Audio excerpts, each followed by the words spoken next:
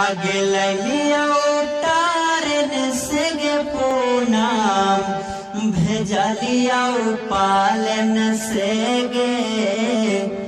आगे लिया उतारन से गे पूनम भेजा लिया पालन से गे आजा हाजियो पर बैठ गई मुकेशवे के दिन से गे आजा हाजियो पर बैठ गई मुकेशवे